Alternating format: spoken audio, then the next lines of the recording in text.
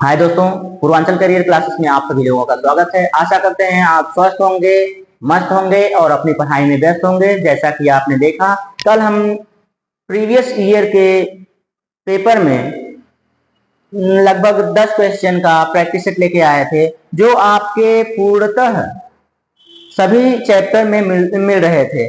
हमने आपको कुछ अन्यथा नहीं पढ़ाया दोस्तों, ताकि आपका समय जाया हो। तो आपका समय जाया करना हमारा उद्देश्य नहीं है। हमारा उद्देश्य है कम से कम समय में आपको लक्ष्य की प्राप्ति करवाना दोस्तों, और अच्छे अंक से आपको पास करवाना है। तो हमने जितना पढ़ाया देखा दोस्तों, आपने उसमें से सारे चीजें आई हुई हैं। तो आगे भी हम आपको उतना ही पढ़ाएंगे, ऐसे ही पढ़ाएंगे ताकि आपके पेपर में वह आए, अन्यथा कुछ ना जाए दोस्तों। अब कल के पेपर में आपने प्रैक्टिस में आपने देखा होगा कि एक लेसन यहाँ से भी था, एक क्वेश्चन आपका यहाँ से भी बना हुआ था कि भौतिक परिवर्तन कहाँ से बना था दोस्तों? भौतिक परिवर्तन से बना था। और ये भौतिक परिवर्तन जो है दोस्तों, भौतिक परिवर्तन ये परिवर्तन तो आप अपने आसपास देखते होंगे दोस्तों। जैसे देखते होंगे दूध से दही बन जाती है। दूध से क्या बन जाता है? दही बन जाती है। भोजन रख देते हैं तो उसमें एक विशेष प्रकार की गंध उत्पन्न होने लगती है, उसका रंग बदल जाता है। उसी तरह से जब आप पानी को गर्म करते होंगे तो पानी को गर्म करने पर भी देखते होंगे वह वाष्प में बदल जाता है। तो ये जो सारे परिवर्तन होते हैं दोस्तों, ये सब परिवर्तन ही क्या है? परिवर्तन के ही बारे में हमें आज देखना है। और यह परिवर्तन कितने होते हैं दोस्तों? तो हम देख रहे हैं हमारे सामने क्या है, परिवर्तन हमारे चैप्टर में ही है। कितने परिवर्तन हमारे पास है? तो 2 परिवर्तन है दोस्तों। कितने परिवर्तन? 2 परिवर्तन होते हैं। एक होता है भौतिक परिवर्तन और दूसरा होता है रासायनिक परिवर्तन। बस आपको यही 2 बिंदु के बारे में जानना है इस चैप्टर में। बस 2 बिंदु के बारे में आपने जान लिया तो यह चैप्टर समाप्त हो जाएगा। और यहाँ से एक क्वेश्चन जरूर आता है आपके परीक्षा में। तो आइए देखते हैं। तो भौतिक परिवर्तन और रासायनिक परिवर्तन। भौतिक परिवर्तन क्या होता है, रासायनिक परिवर्तन क्या होता है? दोस्तों आप जब देख रहे हैं, यहाँ पर एक पेज लीजिए, एक कागज का टुकड़ा लीजिए और कागज के टुकड़े को आप क्या कीजिए, कागज के टुकड़े को 4 वर्गों में विभाजित कर दीजिए। 4 वर्गों में आप क्या कीजिए, विभाजित कर दीजिए। तो देखिए इसमें कुछ परिवर्तन हो रहा है। इसमें सिर्फ इसके आकार में परिवर्तन हो रहा है। इसके किसमें परिवर्तन हो रहा है? सिर्फ आकार में परिवर्तन हो रहा है, या आकार में छोटा हो जा रहा है, लेकिन और कोई परिवर्तन इसमें नहीं हो रहा है। तो इसी तरह से दोस्तों इसमें पढ़ना है हमें। आइए देखते हैं कि ये जो परिवर्तन है, तो भौतिक परिवर्तन किसे कहते हैं? भौतिक परिवर्तन किसे कहते हैं दोस्तों? तो भौतिक परिवर्तन वह परिवर्तन होता है, भौतिक परिवर्तन वह परिवर्तन होता है जिसमें किसी पदार्थ के आकार, आमाप मतलब साइज, आकार, आमाप और रंग, अवस्था आदि में परिवर्तन होता है, उसे भौतिक परिवर्तन कहते हैं दोस्तों। तो यह परिभाषा भी दोस्तों नीचे लिखी हुई है। क्या लिखी हुई है? देखिए हाँ, पदार्थ के आकार, आमाप मतलब साइज, रंग और अवस्था में जैसे गुण उसके भौतिक गुण कहलाते हैं। ये गुण क्या कहलाते हैं? उसके भौतिक गुण कहलाते हैं। तो अब देखिए, वह परिवर्तन जिसमें किसी पदार्थ के भौतिक गुणों में परिवर्तन हो जाता है, उसे भौतिक परिवर्तन कहते हैं, या वह भौतिक परिवर्तन कहलाता है। भौतिक परिवर्तन सामान्यतः उत्क्रमणीय होता है। भौतिक परिवर्तन कैसा होता है? सामान्यतः उत्क्रमणीय होता है। उत्क्रमणीय होने का मतलब क्या होता है दोस्तों? तो जैसे आपके पास पानी है, पानी को आप ठंडा कर दीजिए, पानी को आप क्या कर दीजिए, ठंडा कर दीजिए, तो यह क्या बन जाता है? बर्फ बन जाता है। पानी को जब आप ठंडा करेंगे तो बर्फ बन जाएगा, और बर्फ को गर्म करेंगे तो पुनः यह पानी में परिवर्तित हो जाएगा। तो इसी अवस्था को हम लोग क्या कहते हैं दोस्तों? उत्क्रमणीयता कहते हैं। उत्क्रमणीयता कहते हैं। इसी को हम लोग क्या कहते हैं? उत्क्रमणीयता कहते हैं। एक अवस्था से दूसरी अवस्था में और दूसरी अवस्था से पुनः पहली अवस्था में आने की क्रिया को ही उत्क्रमणीयता कहते हैं। और भौतिक परिवर्तन प्रायः इसी तरह से होता है दोस्तों। भौतिक परिवर्तन कैसा होता है? प्रायः उत्क्रमणीय होता है। ठीक, और ऐसे परिवर्तन में कोई नया पदार्थ नहीं बनता है। जो भौतिक परिवर्तन होता है उसमें कोई नया पदार्थ नहीं बनता है दोस्तों, उसकी अवस्था बदल जाती है, सिर्फ उसका आकार बदल जाता है, रंग परिवर्तित हो जाता है, क्षणिक रंग परिवर्तित होता है और उसकी अवस्था में परिवर्तन होता है, बाकी कुछ में परिवर्तन नहीं होता है दोस्तों। अब दूसरे परिवर्तन के बारे में हम चर्चा करें दोस्तों, तो दूसरा परिवर्तन क्या है दोस्तों? तो दूसरा परिवर्तन जो हमारा है वह क्या है? वह है रासायनिक परिवर्तन। वह क्या है दोस्तों? रासायनिक परिवर्तन। तो रासायनिक परिवर्तन में आपको दिखाया जा रहा है दोस्तों, रासायनिक परिवर्तन में पहले इसकी परिभाषा देखते हैं, परिभाषा देखने के बाद हम कुछ देखते हैं। तो रासायनिक परिवर्तन में इस तरह से परिभाषा दिया भी नहीं है दोस्तों, तो पहले रासायनिक परिवर्तन की परिभाषा हम बता दे रहे हैं आपको। क्या कर रहे हैं? रासायनिक परिवर्तन को हम आपको बता दे रहे हैं। हाँ, तो रासायनिक परिवर्तन वह परिवर्तन होता है जिसमें एक या एक से अधिक नए पदार्थ का निर्माण होता है। रासायनिक परिवर्तन वह परिवर्तन होता है जिसमें एक या एक से अधिक नए पदार्थ का निर्माण होता है और उस पदार्थ के गुण, आकार, आकृति, आमाप सभी में भिन्नताएं होती हैं दोस्तों। उसके गुण में क्या होते हैं?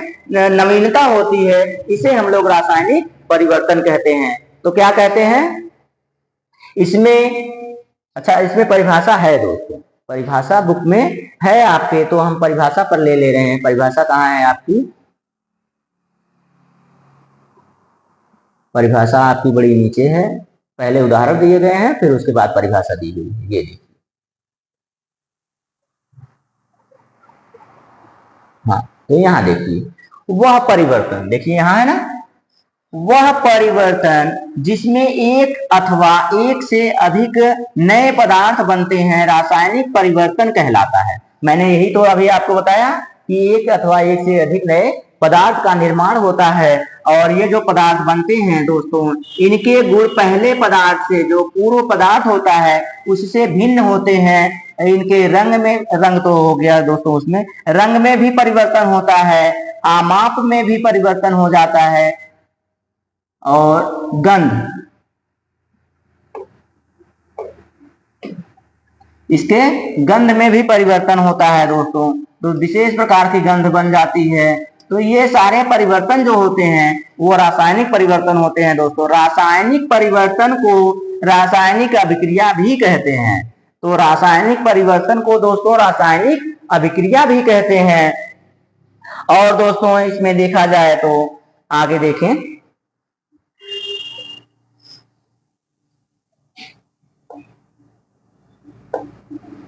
आगे चला जाए दोस्तों,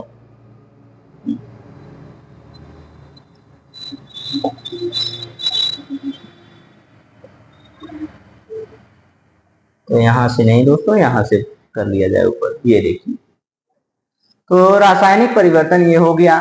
अब इसमें आपको दिया है दोस्तों सुरक्षात्मक आवरण। क्या दिया है दोस्तों? सुरक्षात्मक आवरण दिया है। तो सुरक्षात्मक आवरण देख लिया जाए, क्या है सुरक्षात्मक आवरण। सुरक्षात्मक आवरण कहा किसे जाता है? सुरक्षात्मक आवरण जो होता है वो कहा किसे जाता है दोस्तों? तो सुरक्षात्मक आवरण ओजोन परत को कहा जाता है। सुरक्षात्मक आवरण किसको कहा जाता है? तो ओजोन परत को सुरक्षात्मक आवरण कहा जाता है। ओजोन परत, तो वायुमंडल में जो 5 परतें होती हैं दोस्तों, पांचों परतों में समताप मंडल के ऊपरी हिस्से में ओजोन लेयर पाई जाती है, ओजोन परत पाई जाती है, जिसे हम ओजोन मंडल के भी नाम से जानते हैं। समताप मंडल के ऊपरी हिस्से में ओजोन की परत पाई जाती है, जिसे ओजोन मंडल भी कहते हैं दोस्तों। उसी को हम लोग सुरक्षात्मक आवरण के नाम से भी जानते हैं और उसी को ओजोन परत कहते हैं दोस्तों। अब उसमें आए तो आपने वायुमंडल में ओजोन परत के बारे में सुना होगा, ओजोन परत के बारे में सुना होगा। ओजोन परत सूर्य से आने वाली पराबैंगनी किरणों को रोक लेता है या अवशोषित कर लेता है और उन्हें किसमें परिवर्तित हो जाता है? वह ऑक्सीजन में परिणित हो जाता है। देखिए यहाँ पे लिखा भी हुआ है, किसमें परिणित हो जाता है? ओजोन पराबैंगनी किरणों को विकिरण को अवशोषित कर लेती है और ऑक्सीजन में परिणित हो जाती है। ऑक्सीजन में क्या हो जाती है? परिणित हो जाती है। ऑक्सीजन ओजोन से भिन्न होती है। ऑक्सीजन क्या होती है? ओजोन से भिन्न होती है। तो ऑक्सीजन और ओजोन दोनों में संबंध क्या है दोस्तों? तो ऑक्सीजन से ही ओजोन का निर्माण होता है। ओजोन के 3 अणु मिलकर किसका निर्माण करते हैं? तो ऑक्सीजन के 3 अणु मिलकर ओजोन का निर्माण करते हैं, ओजोन गैस का निर्माण करते हैं। ऑक्सीजन के 3 अणु मिलकर क्या करते हैं? ओजोन का निर्माण करते हैं। लेकिन ये जो ओजोन है, ऑक्सीजन है, ओजोन से क्या होता है? भिन्न होता है।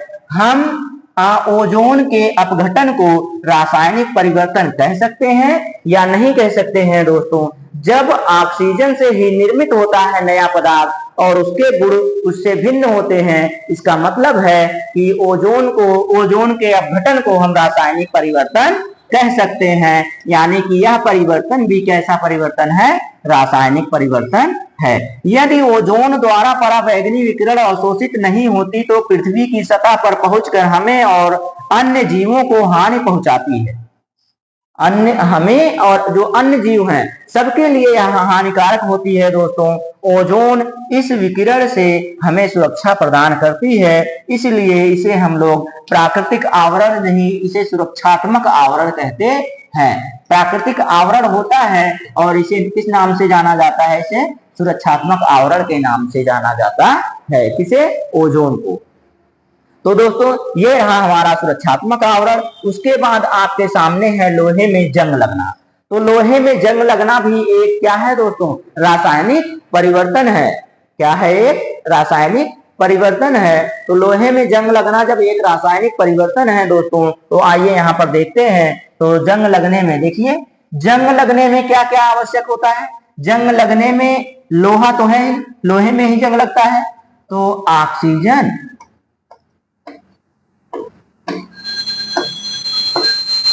और जल, ऑक्सीजन और जल लगता है। ऑक्सीजन और जल, ऑक्सीजन को हम लोग वायु भी कहते हैं, वायु होना चाहिए। और जल को हम लोग जलवाष्प भी कह सकते हैं, क्योंकि जल में आर्द्रता होनी चाहिए। जल में आर्द्रता क्या है? जल तो खुद ही आर्द्र होता है। तो ये हो गया, ये देखिए, जल या जलवाष्प कहिए, इन दोनों का होना अनिवार्य होता है। यदि वायु या ऑक्सीजन ना हो और जल ना हो तो लोहे में जंग नहीं लगता है। ठीक है दोस्तों, जो लोहे में जंग नहीं लगेगा। तो ये होता है। अब देखिए इसमें दिया है, इनकी क्रिया दी हुई है। अच्छा है भी, यहाँ पे जो हमने बताया है वह पहले से यहाँ पे है। देखिए, लोहा यानी कि Fe, ऑक्सीजन यानी कि वायु, और जल यानी कि H2O। अब इन सबको मिलाने के बाद ही क्या होता है? जंग लगता है। जो जंग लगने की प्रक्रिया होती है दोस्तों, इन्हीं को जंग कहते हैं, और यह इस प्रक्रम को क्या कहते हैं? जंग लगना कहते हैं। ठीक, तो जंग लगना कहते हैं। अब देखिए, आयरन ऑक्साइड का निर्माण होता है। आयरन ऑक्साइड को ही हम लोग क्या कहते हैं? जंग कहते हैं। Fe2O3 को ही हम लोग क्या कहते हैं? जंग कहते हैं। अब ये जंग युद्ध वाला जंग नहीं है दोस्तों। यह जो भूरे रंग की परत चढ़ जाती है, भूरे रंग की परत लोहे पर चढ़ जाती है, उसी को हम लोग क्या कहते हैं? तो उसी को हम लोग परत को ही हम लोग क्या कहते हैं? जंग कहते हैं। ठीक, इसी परत को हम लोग क्या कहते हैं? जंग कहते हैं। ठीक, अब जंग लगने के लिए ऑक्सीजन, जल को देखिए जलवाष्प भी लिखा गया है दोस्तों। तो ऑक्सीजन, जल को जलवाष्प भी लिखा गया है। दोनों की उपस्थिति अनिवार्य है। यदि दोनों नहीं है दोस्तों तो जंग नहीं लग सकता है। तो जंग से बचाने के क्या उपाय होते हैं? तो जंग से बचाने के उपाय होते हैं दोस्तों, आप हवा और जलवाष्प के संपर्क से लोहे को दूर रखिए। और लोहे को जब उससे दूर रखेंगे दोस्तों तो उसमें जंग नहीं लगेगी। और क्या क्या उपाय हैं, तो और यह उपाय है दोस्तों, उसमें ढेर सारे और भी उपाय हैं। देखिए, उससे नमी से दूर दूर रखिए। ठीक, नमी से दूर रखने के बाद आप इसमें ग्रीस लगाकर, ग्रीस व तेल लगाकर, पेंट करके, क्या करके, पेंट करके लोहे को जंग से बचाने के लिए, देखिए यहां पर हेडिंग भी तो होगी, हाँ हेडिंग भी, ये देखिए, हम जंग लगने से रोकथाम कैसे कर सकते हैं, हम जंग लगने से रोकथाम कैसे कर सकते हैं दोस्तों। तो पहला काम, लोहे में पेंट कर, लोहे को पेंट कर दीजिए। लोहे को क्या कर दीजिए, पेंट कर दीजिए। पेंट नहीं कर रहे हैं तो ग्रीज लगा दीजिए। ग्रीज जो लिखा गया है, ग्रीज को हम लोग अपनी जो भाषा में क्या कहते हैं, ग्रीस कहते हैं। क्षेत्रीय भाषा में उसको हम लोग क्या कहते हैं, ग्रीस कहते हैं। तो या ग्रीस लगाकर, तो इनको लगाकर भी हम क्या कर सकते हैं, लोहे में जंग लगने से बचा सकते हैं। लोहे में जंग लगने से बचाना क्यों होता है दोस्तों, क्योंकि इसी से हमारे जो ट्रक, वाहन, जहाजें, वायुयान, सारी चीजें इसी से मिलकर बनी होती है। अगर जंग लग गई तो दोस्तों हमें भारी आर्थिक नुकसान हो सकता है, भारी आर्थिक नुकसान हो सकता है। इसीलिए हमें लोहे के जंग को बचाना, लोहे में जंग लगने से बचाना होता है। तो हमने किससे किससे बचाया, पेंट लगाकर लोहे को बचा सकते हैं, पेंट लगाकर। दूसरा काम क्या कर सकते हैं, ग्रीस लगाकर बचा सकते हैं। उन्हें वायु के संपर्क से दूर रखकर बचा सकते हैं। तो ऐसे करके बचा सकते हैं हम लोग। और दोस्तों एक और भाग है, जैसे कि यहाँ पर देखिए, एक होता है यसद लेपन करके, क्या करके, यसद लेपन। अब यसद लेपन क्या होता है दोस्तों, यहां पर देखिए, यसद लेपन, ये यसद लेपन क्या होता है, यसद लेपन को क्या कहते हैं, गैल्वेनाइजेशन, गैल्वेनाइजेशन।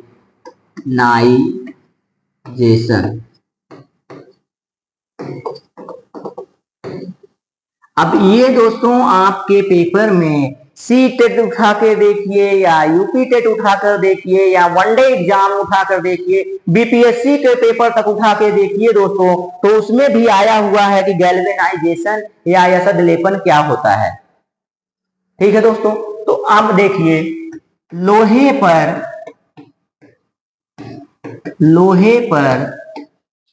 क्रोमियम या जिंक, क्रोमियम या जिंक, या इसी को क्या कहते हैं, जस्ता का लेप करके लोहे में जंग लगने से बचाया जाता है। और लोहे पर क्रोमियम या जिंक का लेपन, जिंक के लेपन को ही हम लोग क्या कहते हैं, यसद लेपन या गैल्वेनाइजेशन कहते हैं। लोहे पर क्रोमियम या जिंक या जस्ता लेपन को ही हम लोग यसद लेपन या क्या कहते हैं दोस्तों, गैल्वेनाइजेशन कहते हैं। यह बार बार पूछा गया है दोस्तों, इस पर तो आप IMP लगा दीजिए, मोस्ट इंपॉर्टेंट लगा दीजिए दोस्तों, IMP लगा दीजिए, क्योंकि यह सभी पेपरों में आता है, यह सभी पेपरों में आता है दोस्तों। ठीक, तो इस पर क्या कीजिए आप, मोस्ट इंपॉर्टेंट लगा के रखिए दोस्तों, गैल्वेनाइजेशन या फिर क्या होता है, यसद लेपन। ये हो गया दोस्तों हमारा गैल्वेनाइजेशन। गैल्वेनाइजेशन के बाद हमारे पास दोस्तों और भी चीजें हैं, जैसे कि ये देखिए, रासायनिक परिवर्तन में, रासायनिक परिवर्तन में आपके सामने अभी देखिए ये है, हाँ, मैग्नीशियम, मैग्नीशियम की जलती हुई परत, मैग्नीशियम, हाँ इसमें सावधानी भी है दोस्तों, मैग्नीशियम की जलती हुई परत जब जल रही होती है तो इससे नग्न आंखों से टकटकी लगाकर इसे नहीं देखना चाहिए।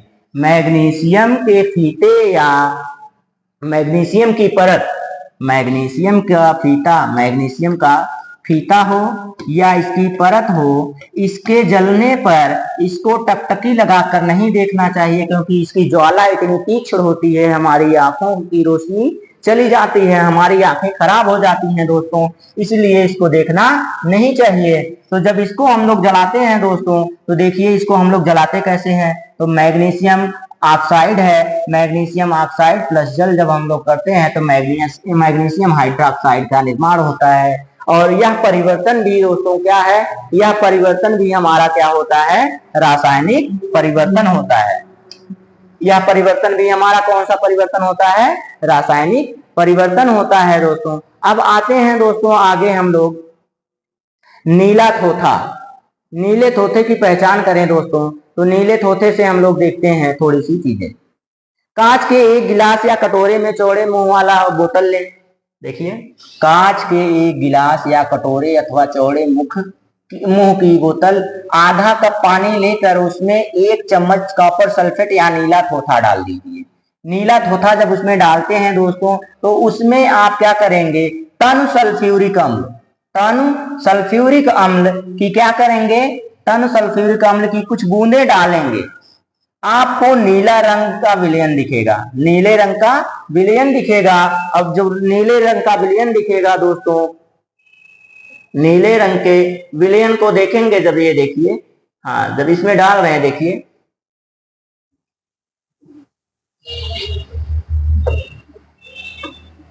ये देखिए ये एक बीकर है। बीकर में हमने क्या किया, बीकर में हमने, ग्लास कहिए या बीकर कहिए, बीकर में हमने क्या डाला, बीकर में हमने नीला थोथा डाला है। क्या डाला है, नीला थोथा। अच्छा नीचे लिखा हुआ है नीला थोथा, कॉपर सल्फेट या नीला थोथा डाला है, तो रंग इसका नीला हो गया। इसी में हमने आयरन डाल दिया, इसमें हमने क्या किया, आयरन डाल दिया। आयरन यानी कि ब्लेड डाल दिया।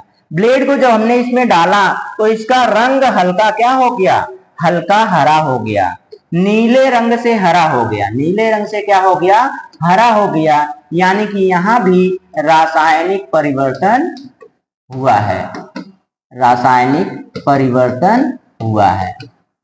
यहां भी हमारा क्या हो गया, रासायनिक परिवर्तन हो गया। तो अब इसको हम देखें दोस्तों, तो इसमें जब हम देखते हैं तो ये देखिए इसको हमने, हाँ यहां हमारा कॉपर सल्फेट है, यहां क्या है, ये देखिए कॉपर सल्फेट विलयन, कॉपर सल्फेट विलयन यानी कि नीले थोथे में यदि हम लोग फेरिक डालते हैं, यानी कि जो ब्लेड डाले थे, तो उसमें देखिए आयरन सल्फेट बन जाता है। आयरन सल्फेट का रंग कैसा होता है, हरा होता है। नीले थोथे का रंग कैसा रहेगा, नीला रहेगा। ठीक, नीला हो गया। तो और कैसा होता है, कॉपर निकल जाता है, अवक्षेपित हो जाता है, भूरा निक्षेप प्राप्त होता है। कैसा निक्षेप प्राप्त होता है, तो भूरा निक्षेप प्राप्त होता है। यानी कि क्या कहा गया है, निष्कर्ष क्या निकला इसका, कि कॉपर सल्फेट में यदि, नीले थोथे में यदि हम आयरन मिलाते हैं तो उसका रंग परिवर्तित हो जाता है और किसका निर्माण होता है, आयरन सल्फेट का निर्माण हो जाता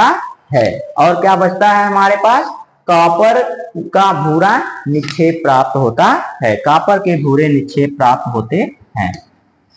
इसके बाद दोस्तों आते हैं नीचे की तरफ, हमारा रासायनिक परिवर्तन और जो ये भौतिक परिवर्तन था ये तो समाप्त हो गया। लोहे में जंग लगना भी हमने देख लिया। अब बचा हमारे पास क्या, तो बचा हमारे पास क्रिस्टल, क्रिस्टलीकरण। तो ये जो क्रिस्टलीकरण है दोस्तों, क्रिस्टलीकरण क्या होता है, क्रिस्टलाइजेशन।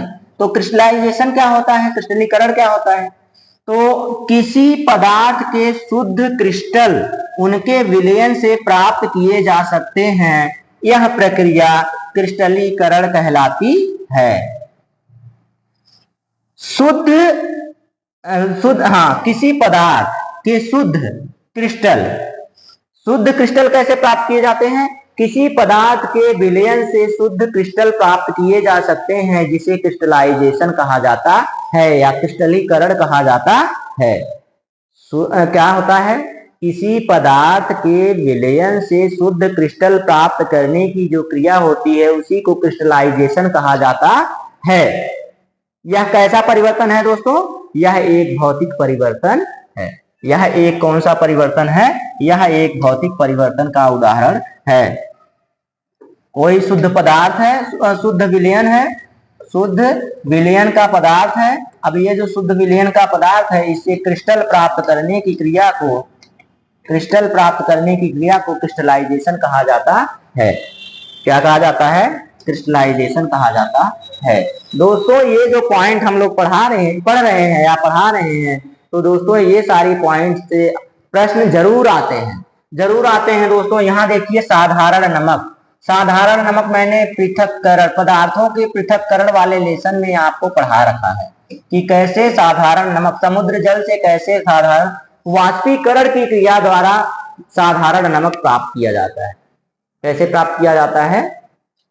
तो वाष्पीकरण विधि द्वारा समुद्री जल से साधारण नमक प्राप्त किया जाता है और क्रिस्टल के रूप में प्राप्त किया जाता है, इसीलिए इसे क्रिस्टलीकरण भी कहा जाता है। देखिए यहाँ पर दिया गया है। और ये प्राप्त कैसे होता है? तो जब ज्वार भाटा की क्रियाएं होती हैं तब जाके यह प्राप्त होता है, तब जाके यह प्राप्त हो जाता है। ठीक, ये होता है क्रिस्टलाइजेशन या क्रिस्टलीकरण। तो क्रिस्टलीकरण भी हो गया। हमारे पास इसमें बहुत ज्यादा पॉइंट नहीं है दोस्तों, बस थोड़ी सी पॉइंट थी। ये देखिए, ये लेसन ही समाप्त हो गया। क्या है? रासायनिक परिवर्तन। परिवर्तन कितने होते हैं? 2 परिवर्तन होते हैं, एक रासायनिक परिवर्तन और एक भौतिक परिवर्तन। इसमें नए पदार्थ बन जाते हैं,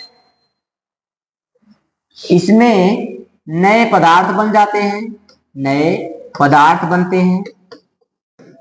जो नए पदार्थ बनेंगे उनके गुण, रंग, गंध आदि सभी पूर्व पदार्थ से भिन्न होंगे। पूर्व पदार्थ से क्या होंगे? भिन्न होंगे। ठीक, ये हो गया। और इसमें जो होता है आकार,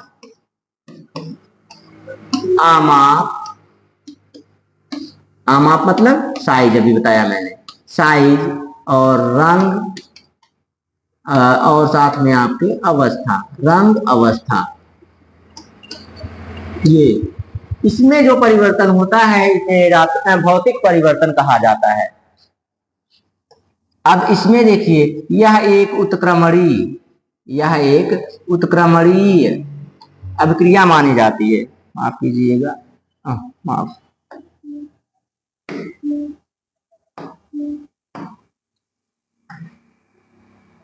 तो इसे भौतिक परिवर्तन को उत्क्रमणीय अभिक्रिया कहा जाता है। उत्क्रमणीय अभिक्रिया कहा जाता है ना। और ये उत्क्रमणीय होता है। इसमें नया पदार्थ नहीं बनता है, इसमें नया पदार्थ नहीं बनता है,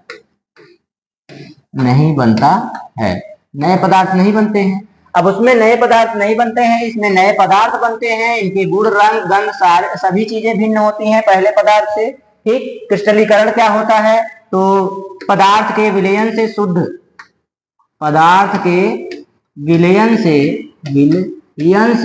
शुद्ध क्रिस्टल प्राप्त करना। शुद्ध क्रिस्टल प्राप्त करने की क्रिया को क्रिस्टलीकरण कहा जाता है। रासायनिक अभिक्रिया, रासायनिक परिवर्तन को ही रासायनिक अभिक्रिया कहा जाता है। अब यहाँ पे यसद लेपन मैंने बताया अभी कि क्रोमियम या जिंक का लेप करना, लोहे पर क्रोमियम या जिंक का लेप करना या जस्ते का लेप करना ही यसद लेपन या गैल्वेनाइजेशन होता है। यह भी बता दिया। जंग लगना, जंग कैसे लगता है? लोहा है आपके पास, लोहे को जल प्लस वायु के संपर्क में रखने से उस पर भूरी परत चढ़ जाती है, या फिर जो आयरन होता है, आयरन ऑक्साइड का रूप ले लेता है, उसी को हम लोग जंग लगना कहते हैं दोस्तों। यह भी मैंने बता दिया है आपको। और वही चीजें आपने क्या सीखा है? आपने वही सारी चीजें सीखा है जो मैंने पहले बता दिया कि परिवर्तन 2 प्रकार के हो सकते हैं, एक भौतिक परिवर्तन, एक रासायनिक परिवर्तन। ये हो गए। भौतिक परिवर्तन में आकार में होता है, सिर्फ देखिए मैंने बताया ना, आकार, अमाप और रंग में परिवर्तन होता है, रंग और अवस्था में। ठीक, यह उत्क्रमणीय होता है, एक अवस्था से दूसरी अवस्था में जाएगा, दूसरी अवस्था से फिर पहली अवस्था में वापस आ जाएगा। इसी को हम लोग क्या कहते हैं? भौतिक परिवर्तन कहते हैं। ठीक, ये हो गया। क्रिस्टल प्राप्त करना, क्रिस्टल प्राप्त करने की क्रिया को ही क्या कहते हैं? क्रिस्टलीकरण कहते हैं। अब ये कैसे शुद्ध पदार्थ से प्राप्त किए जाते हैं? शुद्ध अवस्था, देखिए विलयनों की शुद्ध अवस्था से प्राप्त किया जाता है। तो यहाँ से हो गया। ठीक दोस्तों, आशा करते हैं आज की क्लास आपको रोचक लगी होगी, मनोरंजन के साथ आपने पढ़ा होगा। दोस्तों ऐसे ही कंटेंट को प्राप्त करने के लिए आप हमारे पूर्वांचल करियर क्लासेस से जुड़े रहिए और इसे ज्यादा से ज्यादा लाइक और सब्सक्राइब कीजिए। दोस्तों आज के लिए बस इतना ही, धन्यवाद।